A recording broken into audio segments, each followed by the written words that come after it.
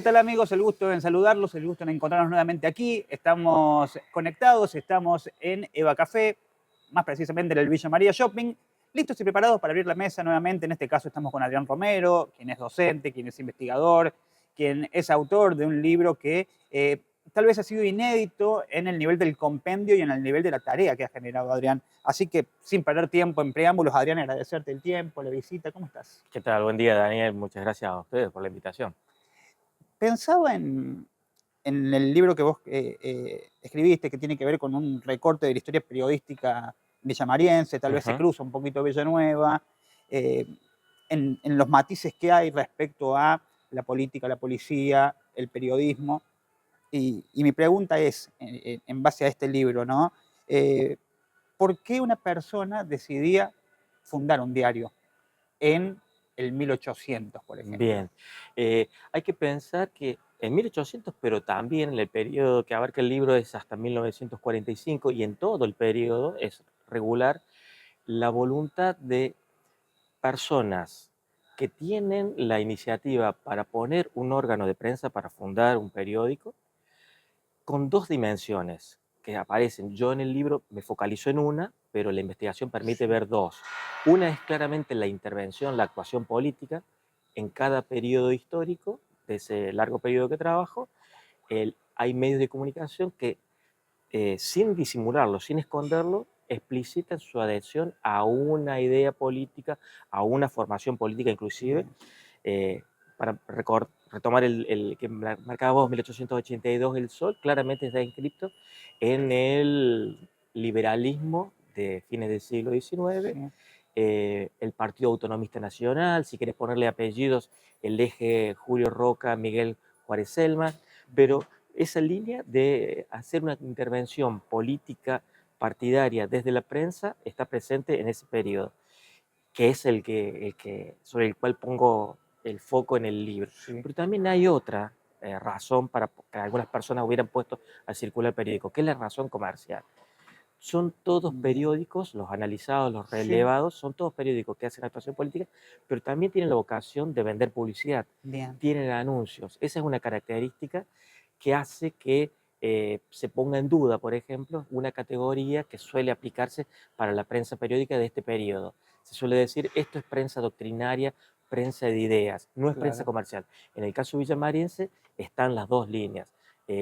Hay anunciantes, hay muchos anunciantes con avisos, inclusive más llegando a los años 20 o 30, de buena factura técnica, se nota la Bien. intervención de agencias publicitarias Bien. y eso es por la dimensión comercial. Villa María Claro. siempre tuvo una impronta, un perfil comercial y, por ejemplo, grandes casas o tiendas de marcas reconocidas que Sí. tienen sucursales en Córdoba y en Rosario, y sería muy común, también tienen en Villa María, porque Bien. Villa María, a Villa María confluyen consumidores, clientes Claro. de Villa María y de la región Villanueva, pero también de lo que se conocía como el departamento tercero abajo, que ahora se Sí. llama General San Martín. Así que están esas dos dimensiones, comercial y política. Ahora, en ese punto, se imaginaba también la publicidad en base a un consumo que tenía el producto, ¿no? La idea a veces en la prensa, incluso hoy de toda la prensa, es qué sector es el que lo consume, o si el hecho de ser popular hacía que la gente de a pie lo comprase. A ver, se me ocurre el diario La Nación, por ejemplo, que era como un diario apuntado a una determinada clase, que hablaba de determinadas actividades, de determinados deportes.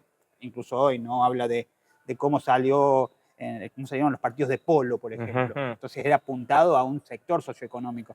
¿Cómo era en aquel momento eso? En relación a los contenidos, solamente viendo los Sí. contenidos periodísticos, podríamos decir, y focalizando en 1882 El Sol, es claramente para una población muy reducida, porque muy pocas personas son las que tienen acceso e interés, podríamos decir, a lo Claro. que aparece allí publicado, que más que noticias de la vida cotidiana, son semanarios en este periodo. El Sol salía los domingos, es un periódico de lectura, para recuperar una categoría de la que estábamos hablando, Sí. y de análisis o de comentarios. Y también la dimensión social hace referencia a lo que podría ser las familias destacadas de lo que era Villa María a fines del siglo Claro. XIX. Eh, la celebración de reuniones, casamientos, compromisos, actividades sociales, pero también políticas, Pensá que en 1882 todavía no teníamos intendente electo, así que va a ser la actuación Sí, política para conseguir que Villa María se independice, muy entre ujú, comillas, respecto de Villanueva y tenga sus claro, nuevas autoridades.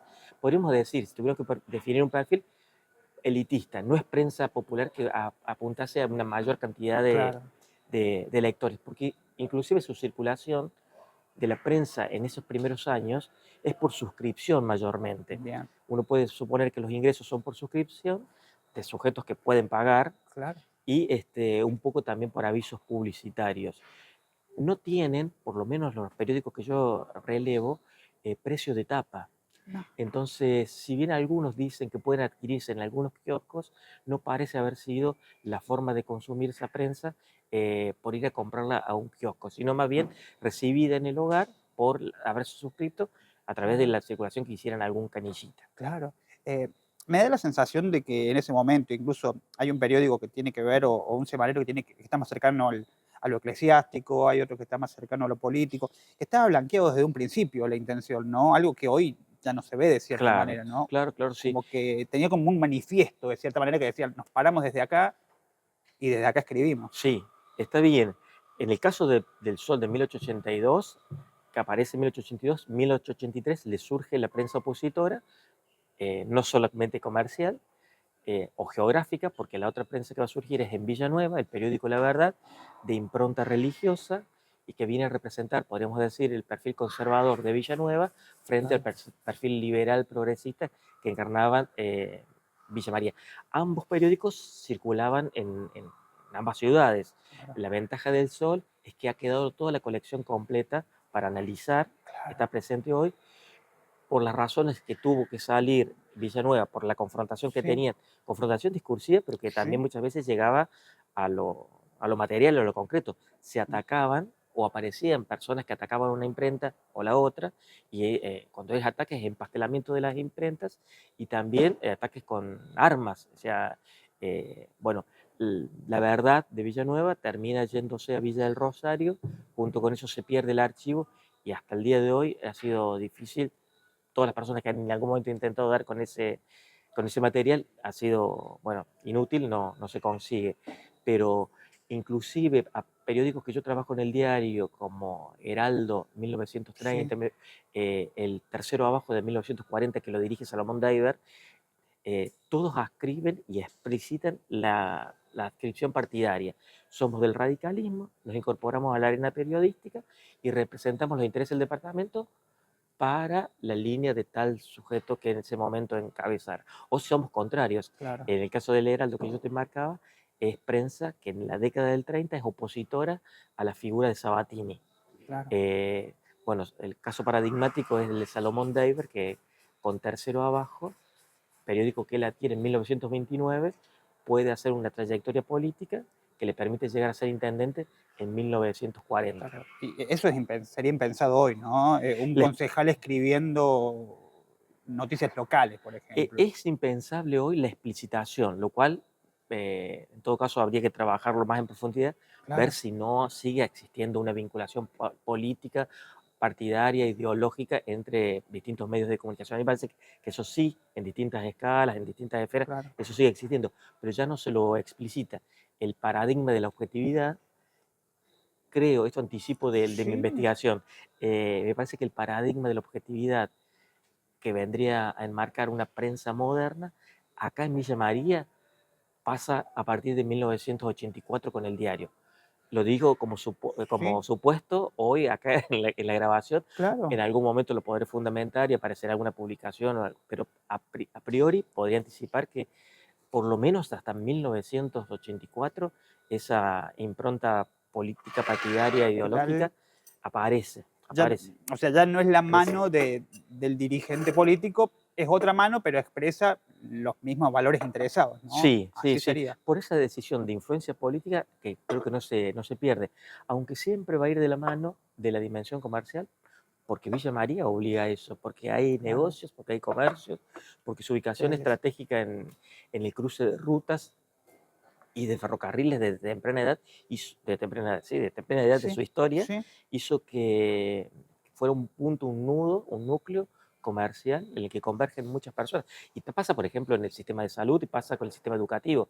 Vienen a los oratorios y a las universidades o centros Sí, educativos villamarienses personas de la región. Esa posición casi de embudo ayuda al financiamiento. Si no existiera financiamiento publicitario, capaz que por más que hubiese existido voluntad política, alguna prensa no hubiera existido, porque algunos dirigentes políticos que de su bolsillo sí, subvencionaban proyectos periodísticos duraban, eso también lo cuento en el libro, claro, muy poco tiempo. En un contexto electoral, en una coyuntura, hay elecciones en 2 sí. meses, pongo en circulación un periódico. Se abrieron las urnas, fueron los resultados y listo. No lo pudo sostener más y desaparecía el periódico. Yo me concentro en el libro en los que tuvieron una larga duración y también en mencionar que existieron este tipo de periódicos que tuvieron una corta vida y una existencia justificada para el proceso electoral y nada Y más. no se acabó nunca eso. Creo que Hoy sí, sí. mudó la digitalización, ¿no? Ahora aparecen cuentas, Claro, aparecen bots, aparecen usuarios para intervenir en la claro. conversación pública o en el debate político, Incluso, eh, puramente en el contexto electoral. incluso se me viene a la memoria, que no tiene que ver con esta charla, que no lo charlamos antes, una reaparición fugaz en los 2000 del Sol, por ejemplo, en Villanueva, eh, u otra aparición de el villanovense, que hablaba de noticias de un solo sector político y después de 2 meses no se vio más y era una impresión en papel, en color, que tenía un costo. Eh, pero quiero volver atrás, no quiero irme Volvamos, ahí. volvamos. Eh, Hay un caso que vos contás en el libro que no es menor, que tiene que ver con un proceso judicial que se le inicia a Salomón Deiber. Sí, No quiero contar mucho más para la gente que no lo ha leído, pero es ejemplificador en un montón de cosas y mi pregunta es, ¿era el periodismo como contralor, como controlador de la ética o era un sector de la política atacando a otro sector político? No sé no, si me estoy explicando. siempre la figura de Diver, su ascenso político siempre fue controversial para una clase dirigente villamariense. Eh, Fue impensado que se hubiese impuesto en la elección interna del radicalismo enfrentando al candidato de Sabatini, mientras Sabatini era el gobernador de la provincia. Todavía hoy se sigue exaltando la figura y la habilidad política de Sabatini. Imagínense que su candidato, que era el intendente Saidel y que aspiraba a una reelección, fuera vencido en las urnas por Salomón Deiber, cuyo perfil personal, que siempre se acentúa, es un sujeto con escasa formación escolar, fue un canillita, lustrabotas, digamos, podemos decir como un sobreviviente de un momento sociohistórico de la Argentina, que en algún momento tiene una trayectoria política vecina a la de Sabatini y en un momento lo enfrenta y vence.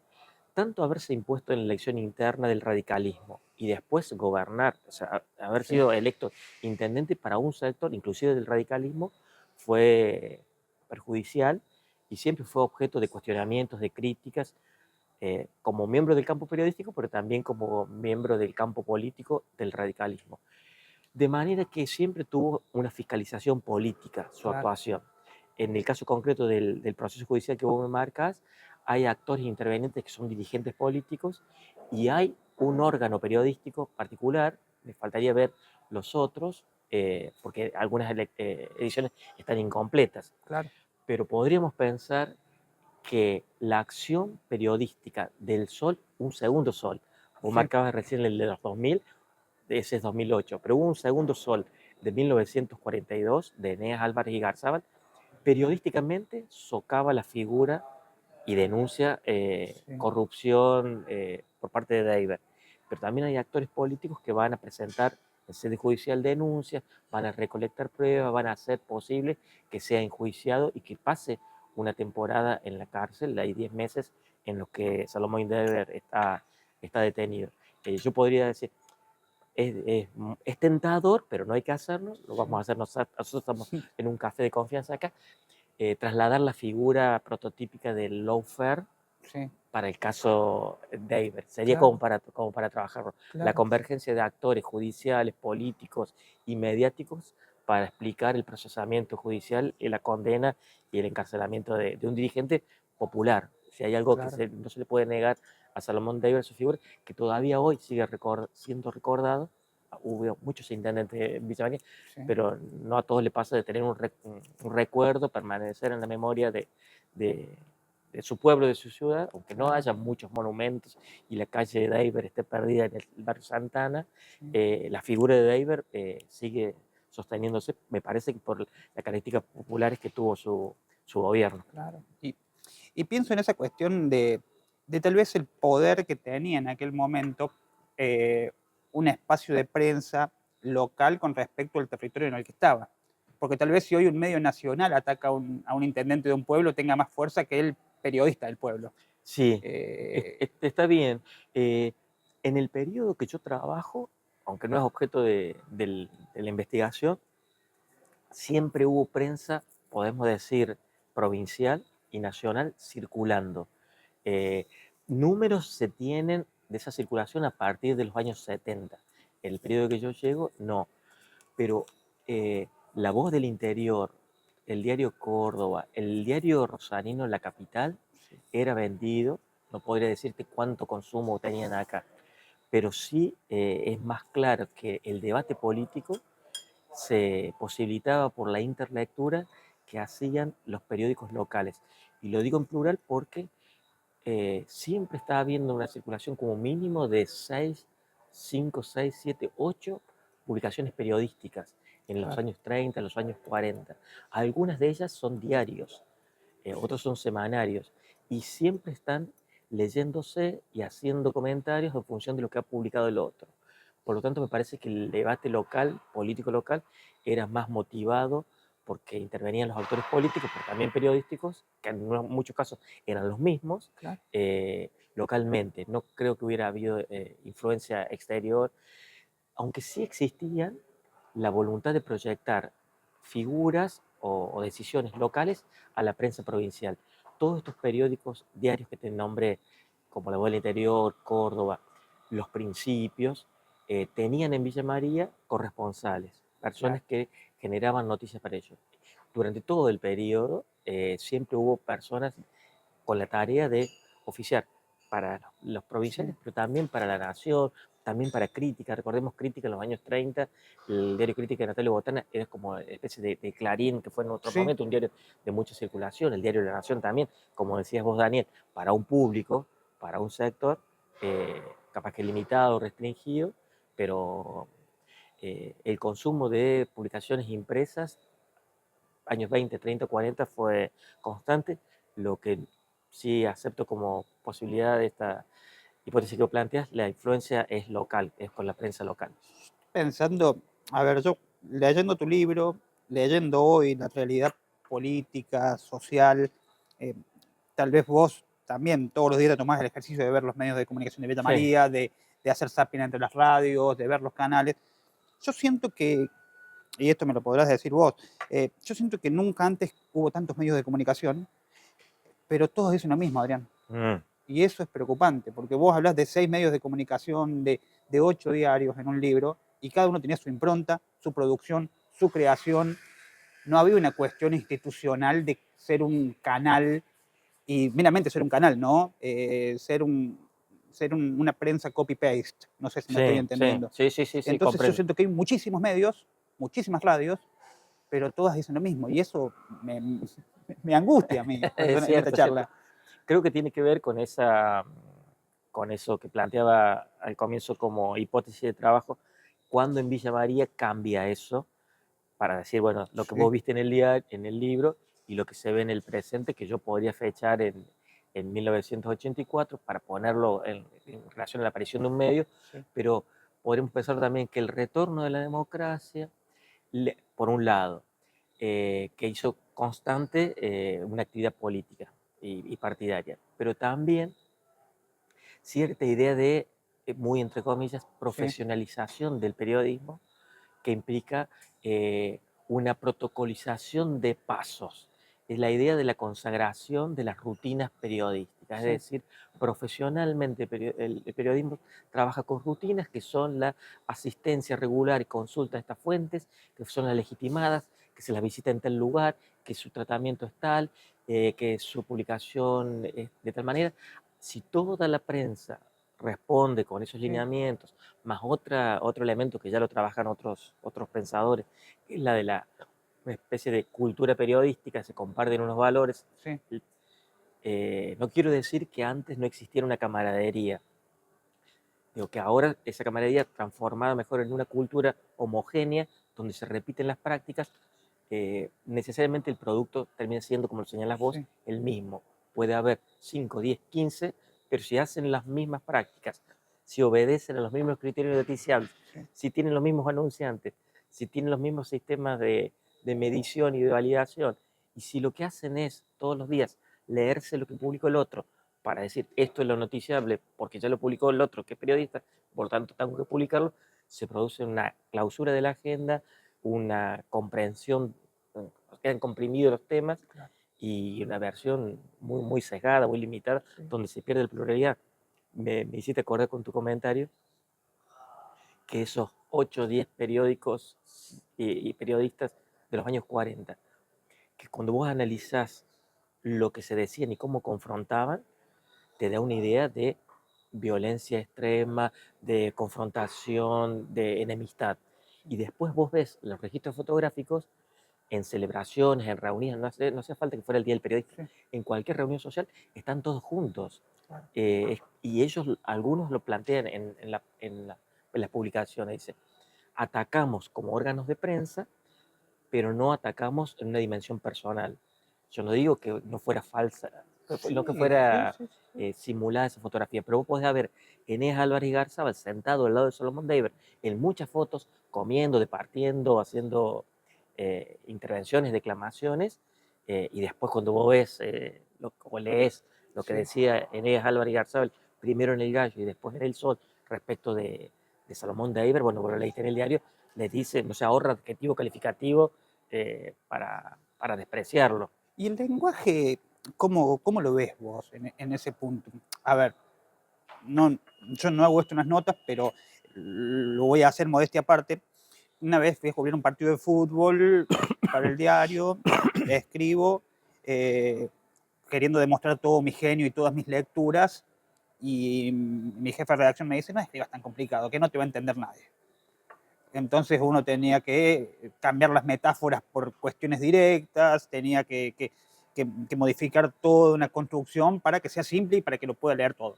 Yo le decía, no, estamos subestimando al lector. Ujú. No, lo estás haciendo accesible.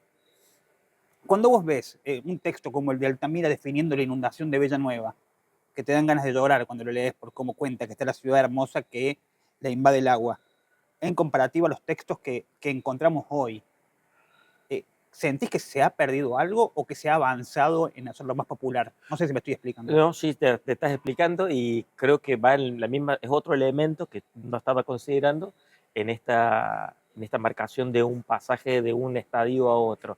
Eh, el género del comentario, que es común en la prensa de los 30, 40 que yo relevo y antes también, permitía eh, una explicitación de las habilidades para la redacción que tenían los periodistas que escribían en esa prensa.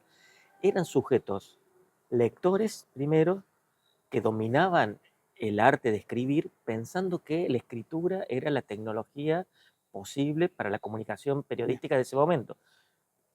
El acceso a la radio es muy posterior, en sí, el caso villamariense, mucho más la televisión, desde luego, donde el registro audiovisual tendría su prevalencia. Entonces, para poder escribir en un periódico, para poner en mm, circulación un periódico, tenías que dominar eh, esa destreza de la escritura y la explicitaban, muy particularmente Enéas Álvarez Garza, pero también Victoriano Godoy. Es claro, decir, no es solamente un sujeto que era, podemos decir, acentúo en Enéas Álvarez Garza porque es la figura del intelectual del campo claro. periodístico en ese momento. Todos, al momento de escribir, eh, explicitaban o hacían ostensibles el dominio de la escritura y de sus lecturas. Eh, Enéas Álvarez Garzábal bautiza Pasquino y Marforio sus columnas de análisis político haciendo referencia a lo que él conocía de las figuras mitológicas en Roma, donde se ponían los panfletos y demás. Decía, Claro, te vengo con algo de conocimiento de historia para bautizar una columna que otro ponía balconeando la semana, por ejemplo, claro, que es otra forma claro, de sí, sí, referir. sí, sí. Bueno, creo que esa profesionalización, vuelvo a marcarla entre comillas, Sí, sí, sí. después de los 80, hizo que se perdiera esa condición narrativa en beneficio de unas formas de escritura que se suponen son directas, se suponen objetivas, suponen equidistantes, que ordenan por pirámides los contenidos y que simplifican el consumo. Yo no digo que esté mal eso, digo que debe haber sido posible para un tipo de contenido periodístico, pero deja fuera a otros. Y sí, suscribiría tu planteo de que hay eh, sí, hay un menosprecio o un desconocimiento respecto de las capacidades del público, ¿sí? De Ah, subestimar las capacidades del lector. y ahora a la vez pienso en la comparativa, porque, a ver, leer cosas del pasado me lleva a contrastarlas sí o sí con el presente. No lo puedo evitar Bueno, cuando está lo muy voy bien. leyendo. Y estoy pensando en un momento histórico donde había menos posibilidad de acceder a fotografía. No podías sacar tantas fotografías como si lo podés hacer hoy. Ujú. De la grabación de audios, de la recolección de determinados elementos que favorezcan. Hoy tenemos un periodismo que escribe más en potencial y en aquel momento tipos que se tiraban arriba de la granada, básicamente.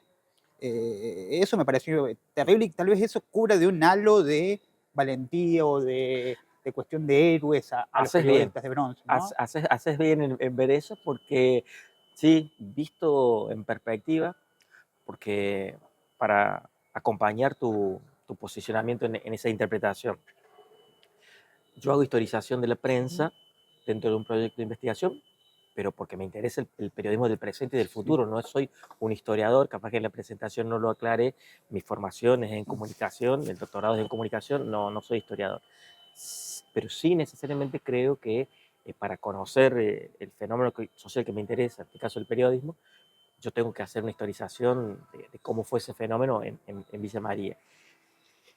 Y cuando vos planteas esto de cierta épica, cierta valentía, le agrego, porque aparece en la investigación, dirigentes políticos que ponían en riesgo, casi que Sí. perdían, su patrimonio en esa empresa periodística que también es Sí. política. Vuelvo a citar, Enes Álvarez Garzábal muere en la pobreza, como otros periodistas. Algunos periodistas, como en el caso de Victoriano Godoy, son condenados, Neira López, son condenados por lo que publican. Era regular, era constante, ser objeto de denuncias por calumnias e injurias, perder esos juicios y terminar dañando su patrimonio, Ujú. en algunos casos de un modo serio, y había como un compromiso personal con la idea, con la causa, para la cual estaban dispuestos a arriesgar su nombre. En algunos casos no se concretó, pero se desafiaban a duelos Sí. en Córdoba y en Buenos Aires. Eso sí ocurrió, acá no se terminó de materializar, pero hubo ese Sí. desafío a duelos. Eh, en algún caso me quedó sin averiguar todavía, sin conocer en la investigación la suerte de Ramiro Alfaro, que es el director fundador del periódico Tercero Abajo en 1907, que muere, no sé todavía Sí. cuándo, pero por 2 balazos que le dispara otro periodista. Es decir, es una profesión de Sí. riesgo, eh, era una profesión de riesgo físico, biológico, pero también de riesgo comercial, de reputaciones, porque perder un juicio por calumnia e injuria hace que, bueno, lo que vos estabas diciendo era falso, si te voy a seguir leyendo, si vas a seguir Claro. teniendo una incidencia política. Yo no pido que eso, si te fijas eh, en el texto que abre el libro, que es una cita de Alberdi, con el que se cierra también con otra cita de Alberdi, eh, en el periodismo había una vocación beligerante, cierto, pero también había una sed de gloria. Eh, Queda como para preguntar si corresponde demandarle al periodismo actual esa sed de gloria, o si con que alcanza con la supervivencia material porque las condiciones económicas hoy son Claro. adversas, porque, bueno, no hemos mencionado, pero vivimos en un momento en el que, por ejemplo, la máxima autoridad del país dice, el presidente, no odiamos lo suficiente a los periodistas. Sí. Ese es un contexto para este 2026 de Claro. cómo, de qué condiciones son las que hacen posible el ejercicio del periodismo de tal manera. También hubo un quiebre histórico en donde la gente en este último tiempo empezó a pensar desde qué sector hablaba el periodista, ¿no? Tal vez desde el kirchnerismo para acá vos empezabas a pensar, pero ¿qué intereses está defendiendo esta persona? ¿De qué lado está? Porque si algo abunda en estos tiempos también es la, no sé si es tibieza, pero si no es el hecho de decir, yo no estoy ni de un lado ni del otro, pero hay que decir las cosas que están mal, y a mí me parece que esto no está bien, pero no quiere decir que yo esté en contra de él. Esta cuestión de la autocensura propia en la comparativa o en la cuestión también del potencial que decimos, ¿no? De Adrián Romero en Noticias. Fuentes muy cercanas habrían confirmado que Adrián habría estado, ¿no?, contra un tipo que asegura y lo dice él. Sí. Acá tenemos un periodista poniendo en voz de otros algo que él quiere decir. O sea, pasamos de una cuestión de incidencia en la opinión pública a la opinión publicada. Es un juego de palabras, pero es básicamente así. El periodismo anterior tal vez era una opinión publicada, el periodismo más antiguo, Sí. y hoy se apela más a que la opinión pública lo dice y yo como periodista estoy recogiendo lo que dice la gente en la calle, como dice una señora que almuerza, ¿no? La gente en la calle me dice, me cuenta. Esa cuestión de sacarse de encima. Es cierto que la innovación tecnológica ha hecho posible un mayor y mejor registro de eso que antes se suponía. Eh, por relevamiento de lo que aparece publicado en redes sociales, por la técnica de la encuesta, por la celebración de elecciones, que Sí, darían cuenta de si, bueno, el humor social está a este sí. lado, o ese, ese mayor y mejor conocimiento de lo que antes era incertidumbre, la opinión pública, eh, eso está, eso existe, y eso necesariamente tiene que provocar una transformación. Pero creo que no obliga, salvo que fuera una cuestión así como muy de especulación, no obliga, no debiera obligar a unos condicionamientos de parte de las instituciones que se asumen a sí mismos en la sociedad como las encargadas de informar, de hacer saber, y que siempre tuvieron, y no pueden desconocerse, una incidencia social.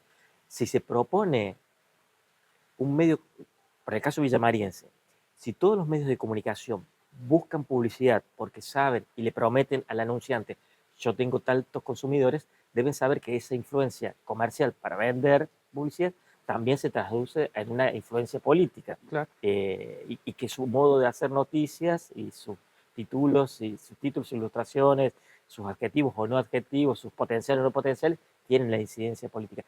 Vuelvo con la idea esa de la intermediación. Yo lo único que te aportaría en tu introducción es que a mí me permite el desarrollo histórico, el análisis histórico, desconfiar de cuándo pasó eso. Eh, es cierto que para nosotros contemporáneamente parece como más evidente, empezó a partir del kirchnerismo, pero no.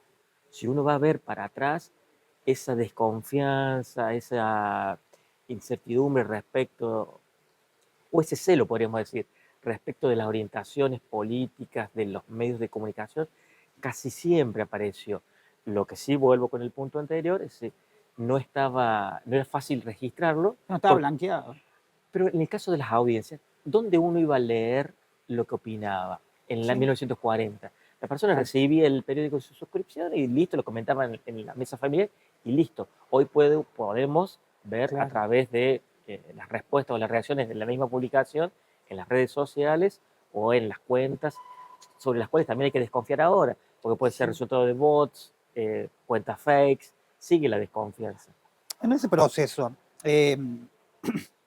pienso en el poder del periodismo como un elemento que tiene poder. Pienso en este contexto político donde hay un gobierno nacional que de cierta manera yo percibo que está escupiendo para arriba, ¿no? Un gobierno que primero insulta a la prensa, todo un equipo por detrás no, no sale al cruce de eso. Entonces uno piensa que todo el mundo lo hace. Hay un jefe de gabinete que dice que uno es apenas un periodista. Sí, es cierto. Pero a la vez hay voces locales que recogen un discurso de arriba, que son las mismas voces locales que de acá a 6 meses van a estar golpeando las puertas de un medio de comunicación pidiendo una nota. Yo me pregunto si en algún momento habrá una cuestión del periodismo de decir, che, al final me necesitabas, tanto que pensabas que no. Una vez un candidato a intendente me decía, nosotros conseguimos 52% de votos, dice, sin hacer una nota periodística. Y la respuesta era, ¿cuántas hubieras conseguido si hubieras hecho una cuestión periodística? Yo pienso si en algún momento histórico hubo una cuestión del periodismo de decir, che, no por intereses, no vamos a ir al Grupo Clarín que tiene intereses propios y que es un caso especial, pero vamos a ir a una cuestión periodística de decir, bueno, che, vos durante todo este tiempo defenestraste el oficio y ahora en época de campaña venís a golpearme la puerta. No sé si en algún momento hay ese empoderamiento o reconocimiento propio del oficio de decir, al final no me odiabas tanto y me ponías la gente en contra. A mí me parece que esta situación es nueva con este presidente, que inclusive desafía lo que se supone que es la doctrina económica o la idea de fondo que animaría su pensamiento económico. Si hay tanta voluntad de libertad, ¿por qué responder con violencia discursiva, por lo menos hasta ahora, porque tiene efectos materiales después? ¿Por qué responder con violencia al ejercicio libre de una prensa? Es una contradicción. Yo, en principio, lo que podría decir con mucha reserva es decir, yo comprendo, la palabra es comprendo, yo comprendo lo que hace Milei con respecto de la prensa. Lo comprendo. No quiere decir que lo justifique. Lo comprendo como teniendo en cuenta que el telón de fondo siempre es que hay una actuación política que quiera tener un dominio y control absoluto sobre la prensa, es comprensible respecto de otros. Que lo haga en estos términos y que lo haga inclusive, que eso es lo que sorprende, decir, respecto de los medios de comunicación que ideológicamente están en sintonía. Y ahí aparece una curiosidad, solamente como televidente, no como analista, porque no lo he estudiado.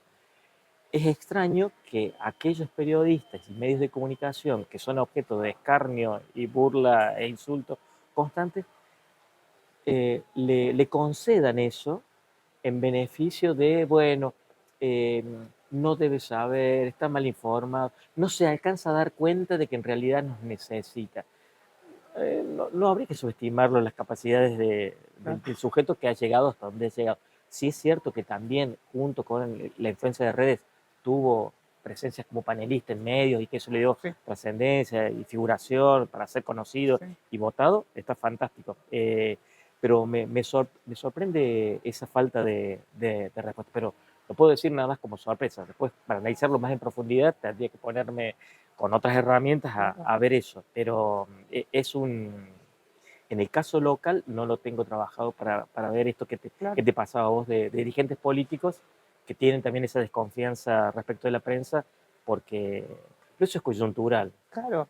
Vas a ver qué pasa. No, claro, pero el hecho de transponer un discurso nacional a un discurso local, a mí me sorprende básicamente.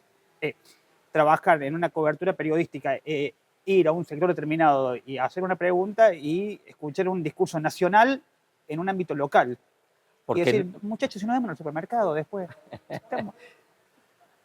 No hay una cuestión de que yo soy una persona enriquecida o en toda esta cuestión conspiranoica que se construye por detrás de que qué interés está persiguiendo esta persona. Entonces, es como una cultura de la cancelación, pero en otro contexto. Hay otro desfasaje, está bien, porque no deben tener esas expresiones políticas a una agenda local, a una actuación local, y comprendemos que ahí aparece lo novedoso, todo lo novedoso que es Milei, libertario, sus dirigentes, sus medidas, si todo es novedoso, todo se escapa de unas reglas tradicionales, unas conductas tradicionales, unas estrategias tradicionales, que cuando digo tradicionales no quiero decir que sean verdaderas, lógicas y las necesarias, porque en las urnas se demostró que en algún momento la sociedad dijo, estas figuras con estas medidas y con estos procedimientos, listo, se acabó.